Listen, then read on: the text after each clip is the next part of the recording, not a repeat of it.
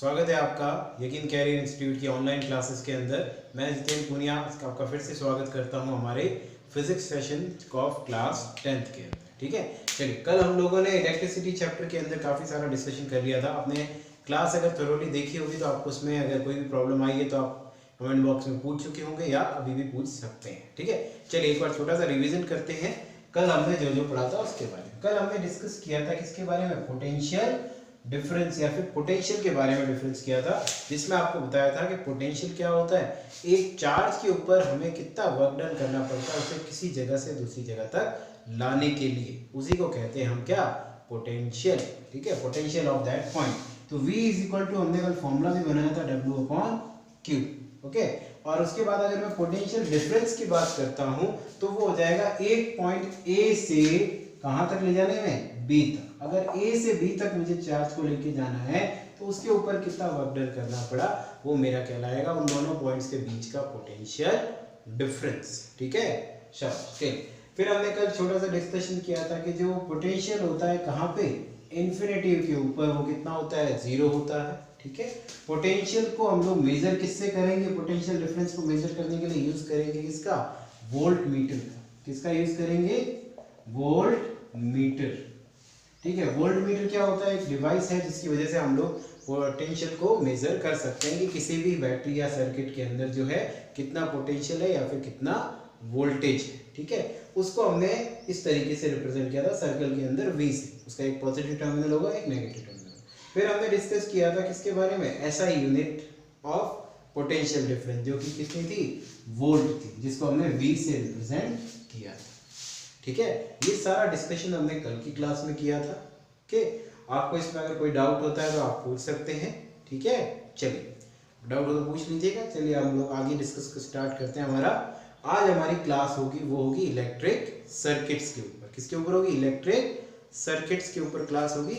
चलिए शुरू करते हैं। क्लास 9th के अंदर आपने देखा होगा कि अभी क्लास 10th के अंदर आपका जो टॉपिक चल रहा है उसका नाम क्या है, इलेक्ट्रिसिटी। तो इलेक्ट्रिसिटी की जब आप लोग बात करते हो तो और वहाँ पे इलेक्ट्रिक सर्किट ना आए, ऐसा नहीं हो सकता। ठीक है, इलेक्ट्रिक सर्किट क्या होता है, आपने घरों के अंदर देखा होगा कि आप कोई भी स्विच को ऑन करते हो तो उससे कुछ ना कुछ रिएक्टेंट आपको मिलता है, प्रोडक्ट आपको मिलता है। जैसे आप फैन का स्विच ऑन करते हो तो उससे क्या होता है, फैन स्टार्ट हो जाता है। बल्ब का स्विच आप स्टार्ट करते हो तो बल्ब स्टार्ट हो जाता है। तो ये एक सर्किट फॉर्मेशन हमारे पूरे घर के अंदर हो रखा होता है, जो कि क्या होता है, उन इक्विपमेंट से कनेक्टेड होते हैं। इसीलिए जैसे ही आप स्विच को ऑन करते हो वो आपके सारे के सारे इक्विपमेंट्स क्या हो जाते हैं, ऑन हो जाते हैं। ठीक है, और जैसे ही ऑफ करते हो तो इक्विपमेंट क्या हो जाएंगे, ऑफ हो जाएंगे। ठीक है, चलिए तो यहाँ पे आप एक छोटा सा थोड़ा सा अज्यूम करिए कि अगर मैं एक वायर से किसी बल्ब को जोड़ता हूँ, एक वायर से किसी बल्ब को मैं जोड़ता हूँ। सपोज करिए मैंने एक वायर लिया और उससे मैंने किसी बल्ब को जोड़ा,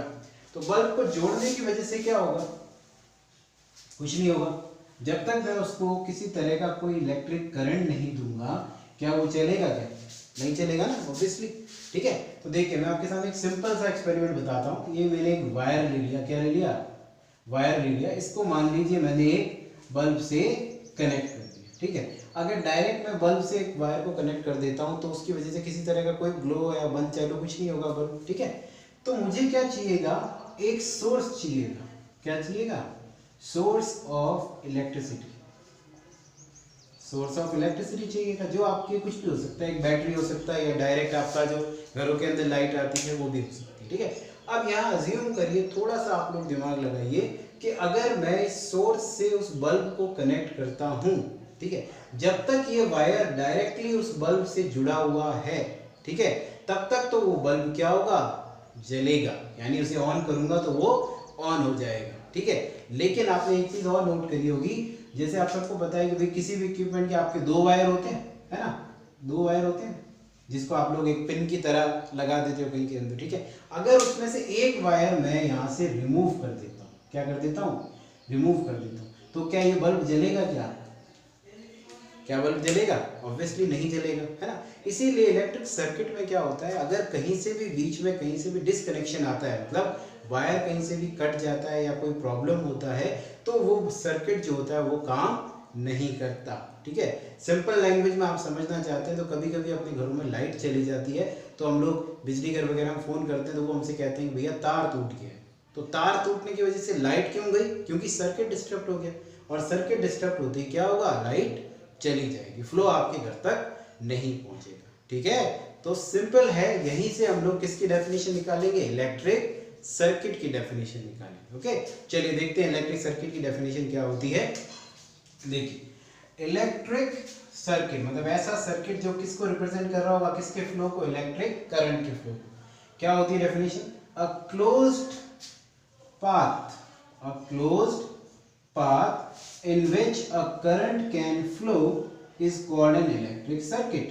इस पूरी डेफिनेशन के अंदर बाकी सारी चीजें तो नॉर्मल है, आपको पता है, आपको सिर्फ एक चीज को कंसीडर ध्यान रखना है, वो है क्लोज्ड पाथ। इलेक्ट्रिक सर्किट हमेशा कैसा होगा? एक क्लोज्ड पाथ होगा। अगर आप ओपन पाथ रखते हो तो वहां पे आपका जो इलेक्ट्रिक सर्किट है वो फ्लो नहीं करवा पाएगा, किसको? करंट को। इसीलिए डेफिनेशन क्या है? A closed path in which a current can flow is called an electric circuit.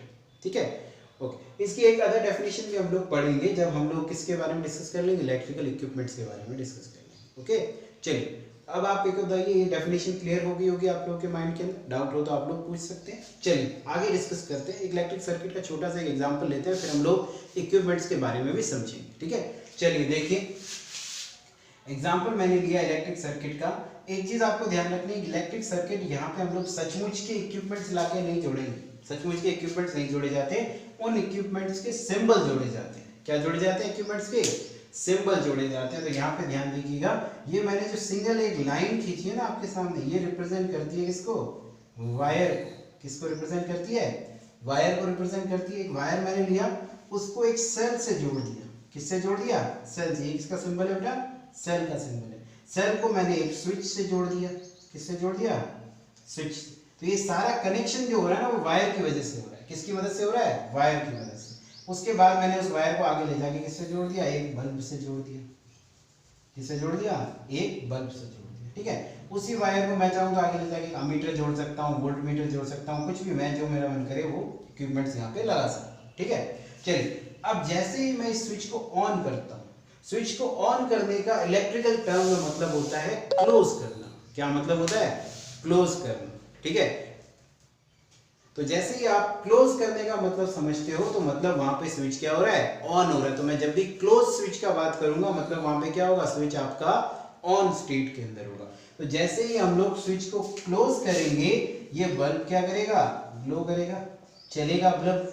क्यों चलेगा? क्योंकि वो बैटरी से डायरेक्टली कनेक्टेड था, कहीं पे भी पाथ जो है इंटरप्टेड नहीं था, इस वजह से वो क्या करेगा? ग्लो करेगा। ठीक है, चलिए तो सिंपल सा सर्किट है, इसके अंदर आपको बस इतनी सी याद रखनी है। एक इलेक्ट्रिक सर्किट क्या होता है? एक क्लोज्ड पाथ में अरेंजमेंट होता है किसका? अलग अलग इलेक्ट्रिकल इक्विपमेंट्स का, जो उनकी एक वर्किंग की स्टाइल आपको दिखाएगा कि आप किस तरीके से स्विच को ऑन करते हो तो लाइट का जो करंट है वो कैसे उस तक डायरेक्टली पहुंचता है और वापस से उस तक आता है, जिस वजह से वो क्या होता है? बल्ब आपका ग्लो करता है। बल्ब की जगह आप कोई भी सिंबल लगा सकते हैं। ठीक है, चलिए तो आपकी बुक के अंदर क्या है कि जैसे ही आप इलेक्ट्रिक सर्किट वाला टॉपिक पढ़ोगे तो उसके बाद एक छोटा सा टेबल बना के आपको दे रखा है, उसके अंदर दिया है डिफरेंट इलेक्ट्रिकल इक्विपमेंट्स। क्या दिया है? Symbols of different electrical equipment. उसमें आपको उन इक्विपमेंट्स के सिंबल बता रखे हैं जो क्लास 10th और आगे की क्लासेस में आपके लिए यूजफुल आने वाले। चलिए उनमें से कुछ टॉपिक, कुछ यूजफुल जो सिंबल्स हैं वो हम लोग डिस्कस करते हैं। चलिए देखिए, इलेक्ट्रिक सिंबल्स की अगर मैं बात करूं, इलेक्ट्रिक इक्विपमेंट सिंबल्स। ठीक है, इलेक्ट्रिक इक्विपमेंट सिंबल्स बहुत ही सिंपल से सिंबल्स हैं, आपको आराम से कोई दिक्कत नहीं आएगी इनके अंदर। ये अभी हमने डिस्कस किया था, किसका सिंबल है? बल्ब का सिंबल है, नॉर्मल सा। बल्ब में क्या करना है? मेरे को इस तरीके से एक स्प्रिंग का शेप बना देना, उसके ऊपर एक सर्कल बना देना है, वो मेरा बल्ब का सिंबल हो जाएगा। उसके बाद की को रिप्रेजेंट करने जाता हूँ तो की के रिप्रेजेंट करने के बहुत सारे तरीके होते हैं। हम जनरली दो तरीकों का इस्तेमाल करते हैं। कौन कौन से हैं? अगर ओपन की मेरे को दिखाना है तो मैं दो ब्रैकेट बना दूंगा, बीच में कुछ नहीं लिखूंगा। ठीक है, तो वो मेरा क्या होगा? ओपन की। ओपन की मतलब स्विच ऑफ है। स्विच क्या है? ऑफ। ठीक है, अगर मुझे क्लोज की दिखाना तो उन्हीं ब्रैकेट के बीच में एक डॉट बना दूंगा। क्या बना दूंगा? डॉट बना दूंगा। वो डॉट किसको रिप्रेजेंट करेगा? क्लोज की। क्लोज की मतलब स्विच क्या है? ऑन है। स्विच क्या है? ऑन है। ठीक है, तो ये दोनों सिंबल्स आपको समझ में आए। इसी तरीके से स्विच का एक और सिंबल होता है, अगर मैं ऐसे करके एक वायर भी बना देता हूं तो ये भी स्विच का ही काम करेगा मेरे लिए। क्या किसका काम करेगा? स्विच का ही काम करे। इस वायर को अगर मैं इससे टच नहीं दिखाता हूं मतलब कि क्या है, क्लोज नहीं है, ठीक है। ओपन कंडीशन में अगर इसी वायर को मैं यहां से थोड़ा सा ऐसे नीचे की तरफ ड्रॉ कर देता हूं और यहाँ पे दूसरा वायर जो दिखा देता हूँ, ये कनेक्शन अगर दिखा देता हूँ मैं यहाँ पे, तो वो किस स्टेट में आ जाएगा, क्लोज स्टेट में आ जाएगा, ठीक है। तो सिंबल से घबराना नहीं है, वो वायर का जो की का सिंबल है वो आपका इस तरीके का भी हो सकता है, ऐसा भी हो सकता है, ठीक है। चलिए फिर आपको दो और मेन सिंबल अच्छे से याद रखने हैं, वो है रजिस्टर एंड रियोस्टेट।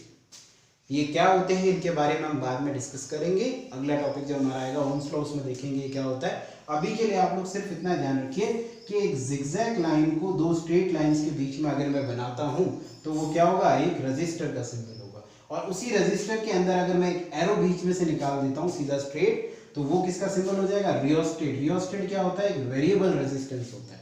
क्या होता है, वेरिएबल रेजिस्टेंस होता है, ठीक है। फिर सेल का सिंबल, आप ये दो सिंबल तो आपको बहुत ही अच्छे तरीके से याद रखने हैं। सेल क्या होता है, सिंपल सा एक सेल होता है जिसके अंदर दो पॉजिटिव या नेगेटिव टर्मिनल होते हैं। कैसे बनाया जाता है सिंबल, एक बड़ा डंडा एक छोटा डंडा, दोनों तरफ एक बड़ा डंडा जो पॉजिटिव टर्मिनल रिप्रेजेंट करेगा, छोटा डंडा नेगेटिव टर्मिनल, ठीक है। फिर आपको याद रखना है किसका सिंबल, बैटरी का। किसका याद रखना है, बैटरी का सिंबल याद रखना है। बैटरी क्या होता है, battery simply a group of cell is known as battery. अगर मैं बहुत सारे सेल्स को आपस में जोड़ देता हूं तो वो क्या बना देता है, बैटरी बना देता है, ठीक है। तो यहां मैंने क्या किया, अगर इस एक सिंबल की जगह अगर मैं ऐसे करके ये नेगेटिव टर्मिनल, फिर से एक बड़ा डंडा बनाया, फिर एक छोटा डंडा, फिर एक बड़ा, फिर एक छोटा, ऐसा मैं स्ट्रिप एक बना देता हूं ना, ग्रुप ऑफ सेल, तो वो किसको रिप्रेजेंट करेगा, बैटरी को रिप्रेजेंट करेगा, ठीक है। तो ये सिंबल किसका हो गया, बैटरी। याद रखिएगा ये 1 मार्क्स में आपसे क्वेश्चन पूछा जाता है कि which of the following is a symbol of rheostat, और draw the symbol of rheostat और बैटरी वगैरह ऐसा पूछा जाता है। तो आपको ये सिंबल्स जो है अच्छे से लर्न होने चाहिए, ठीक है। चलिए एक बार आप इन सबको नोट कर लीजिए, फिर हम लोग आगे का टॉपिक जो कि है ओम्स लॉ डिस्कस करते हैं, ठीक है। चलिए आई होप आप लोगों ने नोट कर लिया होगा। चलिए नेक्स्ट टॉपिक हम लोग डिस्कस करते हैं। देखिए नेक्स्ट टॉपिक है आप लोगों का ओम्स लॉ। कौन सा है, ओम्स लॉ। चलिए अभी शुरू करते हैं आपका टॉपिक।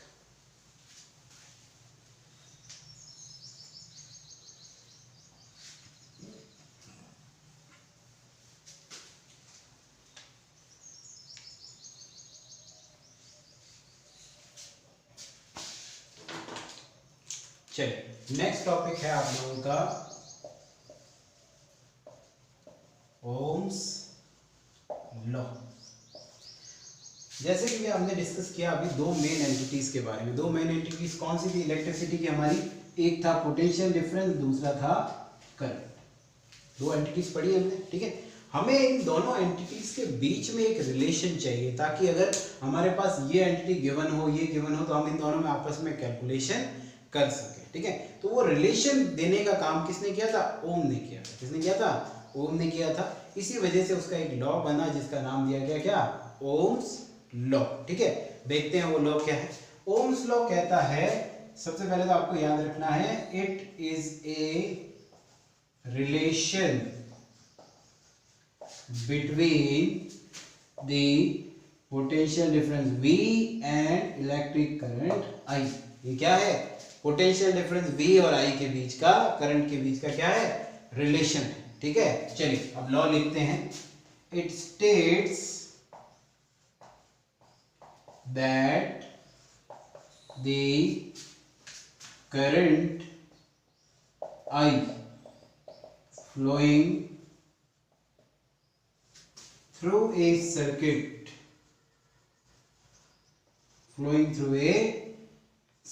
कौन सा सर्किट होगा, electric circuit obviously, flowing through a circuit is directly proportional to the potential difference across the ends of the circuit, ठीक है। चलिए इसको थोड़ा सा डिस्कस करते हैं। ओम्स लॉ क्या कहता है? Ohm's law states that the current I flowing through a circuit is directly proportional to the potential difference. कौन सा potential difference? V across the ends of a circuit. ठीक है, ये सिंपल भाषा में अगर आप समझना चाहें तो पोटेंशियल ओम्स लॉ क्या कहता है? ओम्स लॉ कहता है कि अगर आप कोई भी इलेक्ट्रिक सर्किट बनाते हैं तो उसके अंदर जो करंट I चल रहा होगा वो किस पे डिपेंड कर रहा होगा? जो आपने बैटरी उसके अंदर लगाई है। ठीक है, उस बैटरी का कितना पावर है, कितना पोटेंशियल डिफरेंस है, उसके वो डायरेक्टली प्रोपोर्शनल होता है। आप सबको पता है, अगर आप देखिए मेन ऑब्वियसली आप अगर छोटा सा एक पेंसिल सेल लगाते हैं तो उससे कम करंट आएगा, उसी जगह बड़ा सेल लगाते हैं तो बड़ा पावर आएगा, ज्यादा पावर आएगा, ज्यादा करंट निकलेगा। सिंपल। ठीक है, तो ऑब्वियस है कि जितना ज्यादा मेरा पोटेंशियल डिफरेंस होगा उतनी ज्यादा क्या होगी? इलेक्ट्रिक करंट होगा। ठीक है, चलिए तो इसको मैथमेटिकल फॉर्मुलेट करते हैं हम लोग। देखिए, तो मैथमेटिकल फॉर्मेशन में क्या लिखूंगा मैं? सिंपल सा जो मेरा ये लॉ स्टेट कर रहा है उसी को लिखूंगा। V is directly proportional to I। V क्या है? डायरेक्टली प्रोपोर्शनल है किसके? I के। V is directly proportional to I। Okay, चलिए तो आप सबको एक चीज और याद रखनी है, ये साइन तो डायरेक्टली प्रोपोर्शनलिटी का है, ये आप जानते होंगे, छोटी क्लासेस में आ जाता है नॉर्मल सा। ठीक है, ओके। देखिए, तो फिजिक्स में जहां पर भी ये साइन आता है इसको हटाना पड़ता है। इसको क्या करना पड़ता है? हटाना पड़ेगा इस साइन को, क्योंकि हम इसके हटाए बिना एक रिलेशन दोनों के बीच में एस्टैब्लिश नहीं कर सकते। ठीक है, तो ओम्स ने क्या किया? एक एक्सपेरिमेंट बनाया जिसको ओम्स लॉ एक्सपेरिमेंट कहते हैं। उस एक्सपेरिमेंट के आधार पर एक कांस्टेंट बनाया जिसको हम कहते हैं क्या? ओम्स कांस्टेंट या फिर इलेक्ट्रिक रेजिस्टेंस। उसने क्या किया? इसको रिमूव किया और उस रेजिस्टेंस कांस्टेंट को यहाँ पे प्लेस किया। क्या है प्रोपोर्शनलिटी कांस्टेंट हमारा? R। This R is our proportionality constant और known as resistance। क्या कहते हैं इसको? रेजिस्टेंस कहते हैं। तो यहां से हमारा रिलेशन आ गया भैया V is equal to IR, जहां पे को पता होगा V क्या है? वोल्टेज या फिर पोटेंशियल डिफरेंस, I क्या है? करंट। ठीक है, और R मेरा क्या है? प्रोपोर्शनलिटी कांस्टेंट, जिसका नाम क्या है? रेजिस्टेंस। क्या नाम है? रेजिस्टेंस, जिसको हम लोग कैपिटल R से डिनोट करते हैं। ठीक है, अब यहां पे आपको थोड़ा सा ध्यान रखना है कि अगर मैं कैपिटल R से रेजिस्टेंस को डिनोट करता हूं तो वो क्या है? एक प्रोपोर्शनलिटी कांस्टेंट है। अगर कोई भी प्रोपोर्शनलिटी कांस्टेंट होता है तो उसके बारे में हमें डिटेल स्टडी करनी पड़ती है कि वो आया कहां से या किस तरीके से वो निकला। ठीक है, देखिए अब लोग कैसे वो निकला उसको थोड़ा सा डिस्कस करते हैं। सिंपली देखिएगा, मेरे पास फॉर्मूला क्या था? V is equal to IR। Simple. ठीक है, तो R का फॉर्मूला यहां से क्या बनेगा? V upon I। ये बनेगा ना, R वुड भी क्या होगा? V upon I। और R है क्या? प्रोपोर्शनलिटी कांस्टेंट, और क्या नाम है उसका? रेजिस्टेंस। तो resistance R is equal to V upon I। Simple. ठीक, तो ये तो मेरा फॉर्मूला निकल के आ गया किसका? रेजिस्टेंस का, जिसको मैंने किस तरीके से डिनोट कर दिया? V अपॉन I के जरिए डिनोट कर दिया।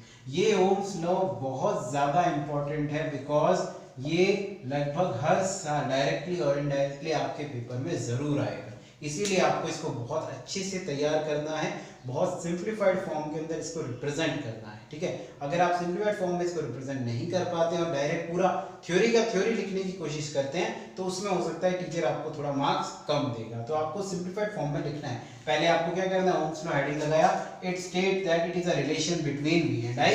फिर इसका सिंपल सा आपको लॉ को स्टेट करना है। लॉ क्या कहता है? States that the current I flowing through a circuit is directly proportional to the potential difference across the ends। Simple. ठीक है, मतलब V किसके प्रोपोर्शनल है? I की। जितना ज्यादा वोल्टेज होगा उतना ही ज्यादा क्या होगा? करंट होगा। ठीक है, और जितना ज्यादा करंट होगा उतना ज्यादा क्या होगा? वोल्टेज होगा। ठीक है, सिंपल। तो यहाँ पे फिजिक्स में जब भी ये कांस्टेंट आ जाते हैं, ये भाई साहब आ जाते हैं, इनको क्या करना पड़ता है? हटाना पड़ता है। हम यहाँ पे इसको नहीं रख सकते, तो इसको हटाऊंगा तो इसकी जगह इक्वल टू लगेगा और इक्वल टू के साथ एक प्रोपोर्शनलिटी कांस्टेंट लगेगा। यहाँ पे कांस्टेंट का रोल कौन प्ले कर रहा है? कैपिटल R प्ले कर रहा है। ठीक है, तो यहाँ से मैंने कैपिटल R प्रोपोर्शनलिटी कांस्टेंट लगा दिया। तीनों क्या क्या चीजें हैं वो मैंने स्टेट कर दी। अब मैं R का फॉर्मूला बनाऊंगा। किसका फॉर्मूला बनाऊंगा? R का। तो V इज इक्वल टू क्या हो गया? I into R। R is equal to क्या हो गया? V upon I। सिंपल। ठीक है, चलिए अब हम डिस्कस करते हैं क्या? SI unit of resistance. क्या डिस्कस करेंगे? SI unit of resistance. SI unit of proportionality constant R क्या होगा? फॉर्मूले के जरिए निकालेंगे simple. R is equal to क्या है? V upon I। V का क्या है यूनिट? वोल्ट, और I का क्या है? एम्पियर। ठीक है, एम्पियर है ना, तो या तो आप इसको बोल दीजिए क्या? वोल्ट पर एम्पियर। ठीक है, लेकिन जैसा कि हमें पता है कि शॉर्ट नेम सबके बनाए हुए हैं, इसी तरह इसका भी एक यूनिट नेम बनाया हुआ है जिसको हम कहते हैं ओम। क्या कहते हैं? OHM, ओम कहते हैं।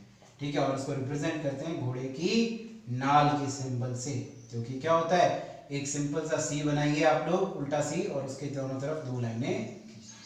ये किसको रिप्रेजेंट करेगा? ओम को रिप्रेजेंट करेगा। ठीक है, किसका सिंबल है ये? रेजिस्टेंस का सिंबल है। तो आपको ये याद रखना है, रेजिस्टेंस का सिंबल क्या होगा? घोड़े की उल्टी नाल होगा। ओके, चलिए अब एक बार फिर से आपको समझा देता हूँ क्या है ओम्स लॉ, उसके बाद हम लोग इसका आगे जो डेरिवेशन है उसको पूरा करेंगे। देखिए, ओम्स लॉ क्या कहता है? It is a relation between V and I। ये एक रिलेशन या संबंध बताता है V और I के बीच में। ठीक है, क्या संबंध बताता है? वो कहता है कि जो करंट I किसी भी सर्किट में फ्लो हो रहा है वो डायरेक्टली प्रोपोर्शनल है किसके?